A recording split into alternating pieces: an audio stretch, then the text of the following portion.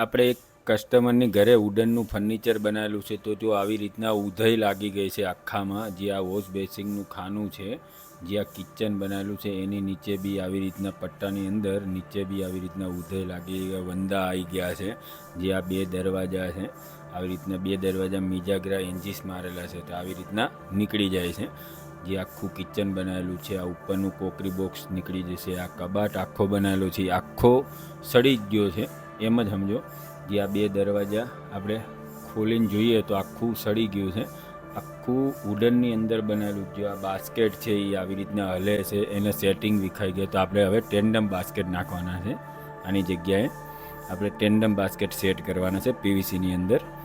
આખું જો તોડીને આપણે આવી રીતના નીકાળી દીધું, પહેલાં આખું ખોલી નાખ્યું. જે ઉધઈનું ભરેલું હશું આખું જો આવી રીતના નીકળી ગયું. જો નીચે ઉધઈ તો જુઓ તમે, જે પીવીસીની અંદર ઉધઈ નહીં લાગતી, પાણીથી ધોઈ નાખવાનું, એવી રીતના પીવીસી બનાવાય. જે આ કબાટ છે, જો કબાટ કેવી રીતના હથોડી મારી નીકાળી દેજો. આવી રીતના પાટિયું આખું સડી ગયું છે, આવી રીતના નીકળી જશે આખું. બધું ફિનિશિંગમાં બધું નીકાળી દીધું, આપણે અત્યારે ક્લીન કરી નાખ્યું. હવે આપણે પીવીસીનું ફર્નિચર બનાવવા માટે હવે આ કોકરી બોક્સ નીકળી જ જશે. હવે આપણે પીવીસીનો એક માલ આવી ગયો છે, જે 7.5 કિલોની સીટ આવશે અને આવી રીતના ચમકવાળી સીટ આવશે, જે ગ્લોસી હશે એક બાજુ.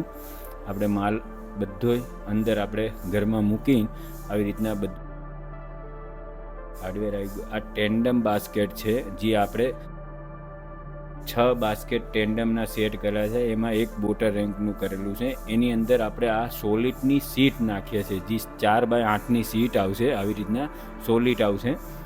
એ આપણે એની અંદર ઉપયોગ કરીએ છીએ. નીચે તળિયે આપણે પીવીસીની સીટ ઉપયોગ કરતા નથી, આપણે સોલિડની જ સીટ ઉપયોગ કરીએ છીએ. એ ટેન્ડમની નીચે આપણે વાપરીએ. જે આપણે બધો માલ આવી ગયો છે. આ એક સીટ છે, આ 7.5 કિલોની છે. જો આટલી બધી મજબૂત આવશે. હવે આપણે પીવીસી ફર્નિચર બનાવશું. જો હવે આપણે આ ફ્રેમિંગ આખી થઈ ગઈ છે અને આ ટેન્ડમ બાસ્કેટ બની ગયા છે 5.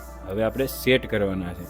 જો આ 2 બાસ્કેટ સેટ થઈ ગયા છે, એની નીચે સોલિડ સીટ નાખી દીધી છે. આપણે હવે બની ગયું છે પીવીસી ફર્નિચર. જો આવી રીતના લુક વાઇઝ લેમિનેટની અંદર વુડન જેવું જ દેખાય એવું બની જશે. જો આટલું બધું સેમ ટુ સેમ વુડનમાં હતું એવું બની જશે. આ ટેન્ડમ બાસ્કેટ છે, જે બધાએ સાદા બાસ્કેટ નાખે, આપણે ટેન્ડમ બાસ્કેટ નાખીએ છીએ. જે નીચે તળિયે સીટ સોલિડની આવશે. જે આ પ્લેન છે, આ કબરકાબી છે, નીચેની થાળી છે.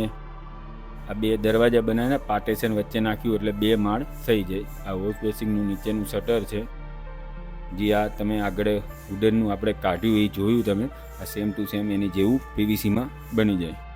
આ ગ્લાસ મૂકવાનું એક બોક્સ બનાવેલું છે, ઉપર એવું ગ્લાસનું બનાવેલું છે, વચ્ચે એક પાર્ટેશન આપી દીધું. આ હાઇડ્રોલિક માળિયું બનાવેલું છે, જે હાઇડ્રોલિક ખુલે પંપથી, જે ઉપર ખુલી જાય. આવી રીતના કબાટ બનાવી નાખ્યા છે આપણે. નીચેના 2 દરવાજા સેમ ટુ સેમ વુડનમાં હતું, સેમ ટુ સેમ બનાવી આપ્યું છે આપણે કસ્ટમરને. જે કસ્ટમર બહુ જ ખુશ થઈ ગયા. આની કરતાં તો પીવીસીનું જ ફર્નિચર બનાવાય લેમિનેટની અંદર. તો આ બધું આવી રીતના બનાવી આપ્યું છે. જો તમારે બનાવવું હોય, જો વુડનથી કંટાળી ગયા હોય તો બનાવો પીવીસી ફર્નિચર. રુદ્ર પ્લાસમાં, રાજેન્દ્ર પાર્ક, અમદાવાદ. નીચે કોન્ટેક્ટ નંબર આપેલો છે. જેમ બને એમ જલ્દી કોન્ટેક્ટ કરો. Thank you.